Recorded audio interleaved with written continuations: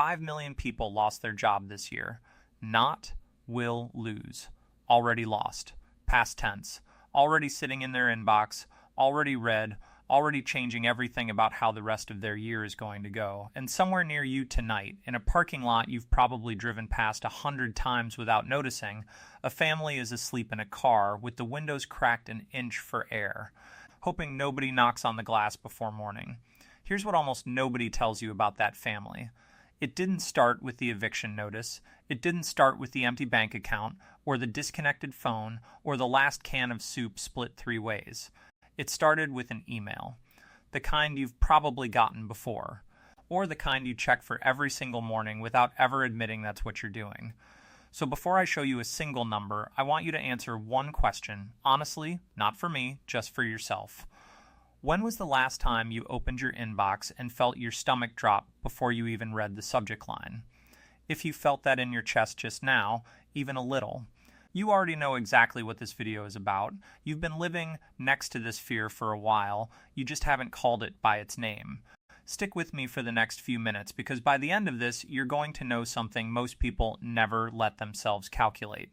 And once you know it, you can't unknow it. That's not a threat, it's the whole point. You know that feeling at work when the room goes a little too quiet, when there used to be 12 people on the team call and now there are 7, and nobody ever explained why, and asking feels like it would break some unspoken rule. When your manager starts scheduling one-on-ones that used to happen every other month, suddenly, every single week, and the meetings feel warmer than usual, which somehow makes them scarier. You know the feeling when a coworker posts excited for my next chapter on LinkedIn with a photo that's trying too hard to look happy, and you both know that's not what actually happened, and neither of you will ever say that out loud to each other. Nobody talks about any of this directly. Everyone just quietly adjusts. You start updating your resume on your lunch break in a tab you close fast if someone walks by your desk. You stop spending on things that don't feel essential, the subscription you keep meaning to cancel, the dinner out you used to not think twice about. You tell yourself it's just being responsible with money. You don't tell yourself the real reason, even though some part of you already knows it. The real reason is that you've done the quiet math, maybe not on paper, maybe just lying awake at 11 at night, staring at the ceiling, running the numbers in your head instead of on a calculator because writing it down would make it too official. If the job ended today, not next year. Today, how many weeks could you actually survive on what's sitting in your account right now? Most people who run that math don't like the number they land on, and almost nobody says that number out loud. Not to their partner over dinner, not to their best friend on the phone, not even to themselves in the mirror, because a number stays manageable as long as it lives only in your head. The second you say it out loud, it stops being a private worry and starts being a fact you now have to do something about. And that's the exact moment most people go quiet instead. Not because they don't care, because caring out loud feels like inviting the thing they're afraid of to actually happen. Here's the part almost nobody understands, even the people currently living through it. Even the people who've already lost the job and are 3 weeks into the job search and don't yet see what's coming next. Losing a job and ending up without a home are not 2 separate crises that happen to 2 different kinds of people. One responsible, one not. One prepared, one careless. That's the story most people quietly believe. And it's the story that keeps them from ever imagining it could happen to someone like them. The truth is less comfortable and more useful. Job loss and housing loss are stages of the exact same process. One event triggers the next in a sequence that repeats with unsettling consistency across states, industries, income levels, and family structures. It is not random. It is not really about bad luck or bad decisions in the way most people assume. There is a number one single number that determines almost mathematically how fast a person moves from employed, stable, doing fine, to living out of a car in a parking lot 2 states' records don't even track well. And for most people watching this right now, that number is smaller than they'd guess. Smaller than they'd like. Smaller than feels fair for someone who's worked as hard as they have for as long as they have. I'm going to walk you through exactly how that chain works, one link at a time, not to scare you for the sake of it, because once you can actually see the mechanism, you stop being a passenger in it. And by the end of this video, you're going to know exactly where you currently sit on that chain, whether that's a comfortable thing to find out or not. Here is the chain in the order it actually plays out for most families over and over, almost like a script the system is quietly running in the background. Step 1 is the layoff itself. It rarely arrives with warning, and that's not an accident. Companies have learned, often the hard way, that announcing cuts too early causes their strongest employees to leave first, out of self-preservation, which is the opposite of what a company wants during a restructuring. So the real decision usually gets made in a closed room, weeks, sometimes months, before anyone outside that room finds out. By the time the email lands in your inbox, it's already old news to everyone except you. You are the last to know something about your own life. Step 2 is the savings buffer, and this is the step that quietly decides everything that comes after it. Most American households do not have months of expenses sitting in reserve. They have weeks, sometimes fewer than they'd guess if they actually sat down and did the math instead of estimating it optimistically. Once the paycheck stops, that buffer starts draining immediately because rent doesn't pause, the car payment doesn't pause, insurance premiums, groceries, the electric bill, none of it waits politely for your income to catch back up. Step 3 is the job search, and this is where most people badly misjudge how the modern hiring process actually works. People assume effort determines the outcome the way it might have 20 years ago. It largely doesn't anymore, not in the way you'd expect. Most applications today pass through automated screening software before a single human being ever lays eyes on them. A resume can be filtered out in seconds over formatting quirks or missing keywords that have nothing to do with whether you're actually good at the job.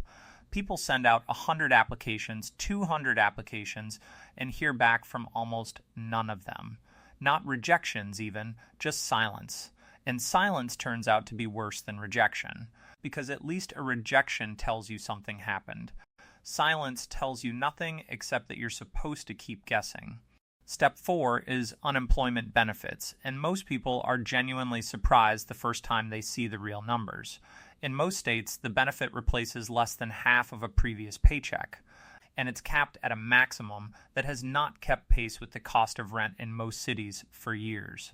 The whole system was designed decades ago for an economy where a laid-off factory worker could walk down the street and get rehired somewhere similar within a matter of weeks. That economy is mostly gone.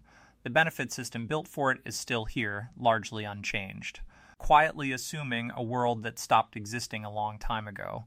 Step 5 is the missed payment, and this is usually the point where things start moving fast.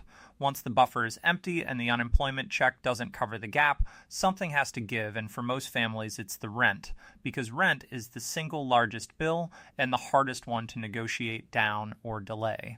One missed payment quietly becomes a second. A landlord files. The eviction clock starts, and depending on the state, that clock can move a lot faster than most people expect until they're the ones watching it count down. Step 6 is the output, the part nobody wants to picture, but everybody eventually does. A family that looked completely stable 90 days ago is now living somewhere that isn't a home. A car, a relative's garage if there's room and the relationship can handle it. A shelter if there's space, which there often isn't. And to almost everyone around them, nothing looks different from the outside, because that's the part people rarely talk about, how completely normal it's possible to look, right up until the exact moment it isn't anymore. That's the whole chain, 6 steps. And in nearly every case, the real difference between a family that makes it through this and a family that doesn't isn't intelligence, work ethic, or how hard they tried. It's how much runway they happen to have sitting in step 2 the moment the first email arrived. Let me walk you through what this actually looks like in practice for one family. To be clear, this isn't one specific named individual, it's a composite built from patterns that show up again and again in reporting on exactly this situation. Because the pattern really is that consistent across thousands of cases. She worked in medical billing for 11 years, nothing flashy, just steady, dependable work. Her department got outsourced almost overnight to an automated processing system, not reduced, not restructured, gone in a single announcement.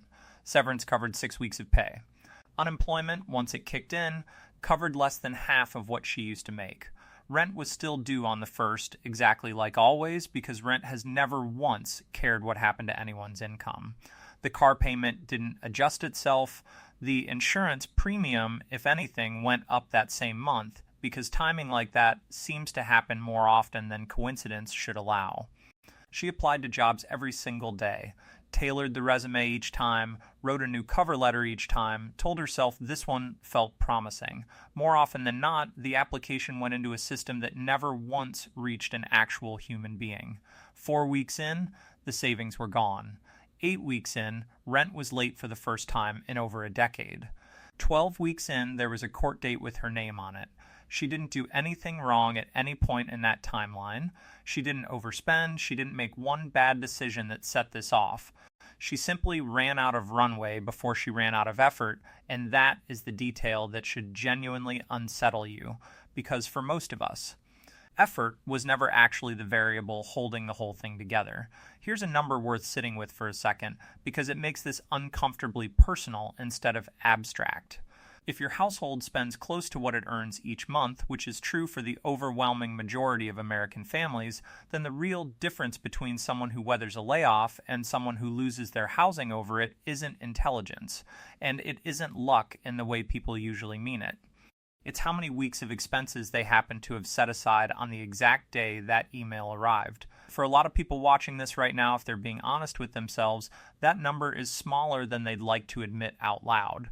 I want you to actually sit with this for a second instead of letting it scroll past you the way most things do. Picture your own morning tomorrow in detail. You wake up, you check your phone the way you always do without even thinking about it, and there's an email from HR. Not a quick chat invite you can talk yourself out of worrying about. The real one, the one you've been quietly bracing for every single time your inbox loads a beat too slowly. How many weeks could you actually go before something starts to break? Not how many weeks would be uncomfortable, that's a different, easier question. How many weeks before an actual payment gets missed and a phone call turns into a letter and a letter turns into a deadline with your name and a date on it? Most people have never said that number out loud to another human being. Not because they don't know it, somewhere underneath everything else. Because saying it makes it real in a way that someday, maybe, hopefully, not never quite does. As long as it's a feeling, it's manageable. The moment it's a number, it's a fact. Here's a truth that almost nobody says on camera because it's uncomfortable and doesn't sell easily. The family sleeping in a car tonight isn't a fundamentally different kind of person than you. They didn't fail some test that you happened to pass. In most cases, they simply ran out of runway before the next opportunity showed up to catch them. That's the entire difference, most of the time. And here's the part that matters most. That fact shouldn't make you feel hopeless. It should make you feel something a lot more useful than hopeless. It should make you feel awake. Here's the one thing I want you to actually walk away with, more than any statistic in this video. This was never really a story about a handful of unlucky families. It's a description of a system with one predictable failure point, and that failure point is the size of the gap between your income stopping and your bills continuing. Everything downstream of that, the resume, the interview, the unemployment check, the landlord's patience, is just what happens after that one number runs out. Which means the single highest leverage thing you can do isn't waiting around to see if a layoff happens to you someday. It's shrinking the distance between currently employed and financially exposed starting now, while you still have a paycheck to build that distance with. It doesn't need to be 6 months of expenses sitting in an account to matter. It doesn't need to be some perfect, fully funded emergency fund you see recommended in a finance article. Even a few extra weeks of runway is very often the exact difference between a genuinely hard month and a family losing the roof over their head. The system, as it stands right now, is not going to fix itself fast enough to save everyone currently somewhere on this chain. That part is true, and I'm not going to pretend otherwise to make you feel better, but you are not required to simply wait and find out where you personally end up landing on it. If any part of this hit close to home, do 3 things right now before you close this video and let the feeling fade the way these feelings usually do. First, actually calculate your own number today, not this weekend when you'll have more time. Take your real monthly expenses, look honestly at what's sitting in savings, and find out exactly how many weeks you'd actually have. Most people avoid doing this math on purpose because not knowing feels safer than knowing. Do it anyway. Knowing is the only thing that lets you change it. Second, comment your number below. Just the number of weeks, nothing more, no explanation needed, no judgment coming from anyone reading it. You'll see almost immediately how many other people commenting are sitting a lot closer to that line than you assume they'd be. You are not the only person doing this math alone at midnight, even though it feels that way right now. Third, share this with the one person in your life you already know is quietly worried but hasn't said it out loud yet. You probably know exactly who that is before I even finish this sentence. They've likely been carrying this by themselves for longer than you realize. This might be the thing that finally gets them to say their number too, instead of carrying it silently for another 6 months. And if you're already past the layoff, already somewhere in the middle of this chain right now, you don't owe anyone an explanation in the comments if you'd rather not give one. But organizations like 211.org and your local United Way chapter can often connect people with emergency rent assistance faster than most people realize is even available. And it costs nothing but a phone call to find out what's actually on the table for you. The system runs on silence. It depends on everyone quietly assuming they're the only one doing this math. The fastest way to break that for yourself and for the people around you is to simply stop being quiet about the number.